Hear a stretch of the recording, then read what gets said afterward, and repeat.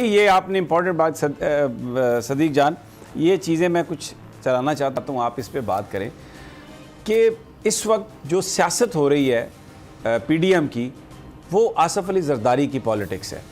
और आगे चलकर ये पता चलेगा कि ये आसफ़ अली ज़रदारी ने जो पॉलिटिक्स की, उसका जो फॉल आउट आया, जो ज़िमनी इंतखाबात हुए पंजाब में, जो बैटल ग्राउंड था पीटीआई और नून लीग का, पिछले 6-7 महीने की जो भी पॉलिटिक्स हुई, जो भी फैसले किए, उसने नून लीग को उड़ा के रख दिया, बिल्कुल गायब कर दिया। इमरान खान साहब ने 7 नशिस्तें ज़िमनी इंतखाबात में पंजाब से जीती, कौमी असम्बली की, जहाँ खड़े हुए।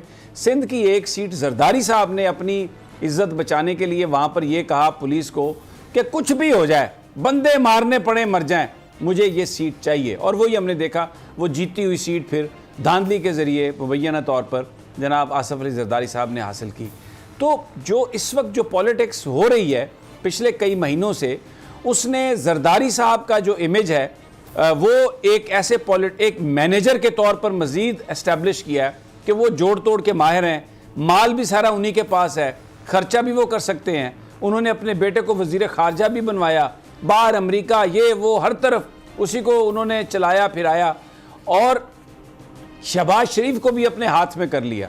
वो भी खबरें हैं कि नून लीग के अंदर जो ग्रुपिंग है, जिसमें भी मरियम नवाज तंग होकर गई हैं बाहर, कि ज़रदारी ने इन लोगों पर पूरा कंट्रोल कर लिया। और ज़रदारी साहब बहुत बड़े मैनेजर हैं, बहुत बड़े ख़रीदार हैं, बहुत बड़े व्यापारी हैं। आज मियां असलम इकबाल ने कहा कि मेला मवेशियाँ लगाने के बड़े माहिर हैं। सिंध हाउस में भी उन्होंने मेला मवेशियाँ लगाया था, और बड़े बड़े ताज़ा मोटे मोटे ऊँचे ऊँचे बकरे और बड़े बड़े खच्चर जो थे वो वहाँ पर उन्होंने इकट्ठे किए।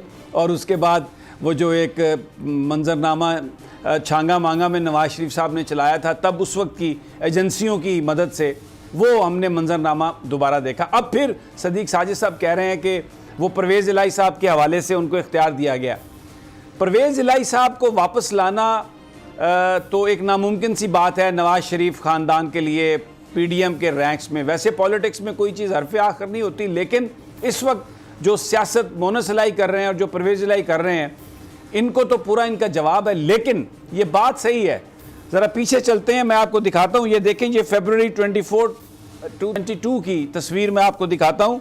ज़रदारी साहब गए परवेज़ इलाही के पास ही थे, और जाकर उन्होंने ये कहा था कि जनाब आप चले हमारे साथ और हम आपको वज़ीर आला बनाएंगे। ये जब इमरान खान के ख़िलाफ़ नो कॉन्फिडेंस की बात हो रही थी, तो उस वक्त भी जो लीड रोल था वो आसफ़ अली ज़रदारी के पास था। फिर आप देखें, शहबाज शरीफ से मुलाकात है आसफ़ ज़रदारी की, वो भी तस्वीर ये आपको दिखा सकते हैं हम कि ये कोशिश उन्हीं की थी। और उन्होंने फिर जब यहाँ इनसे बात की चौधरी साहबान से, फिर शरीफ ख़ानदान के पास गए और कहा कि जनाब ये नो कॉन्फिडेंस करनी चाहिए। उनको भी मिलाया, मौलाना फजलुर रहमान को भी मिलाया, राब्ता किया, फिर नवाज शरीफ से बात की। ये आपको नज़र आएगा कि ये जो सारी की सारी सियासत है, नून लीग में कोई फैसला साजी की ना कोई हिम्मत है, ना कैपेबिलिटी है, और इन मामलात में ना वो चीज़ों को सही अंदाज में चलाते हुए हमें नज़र आए।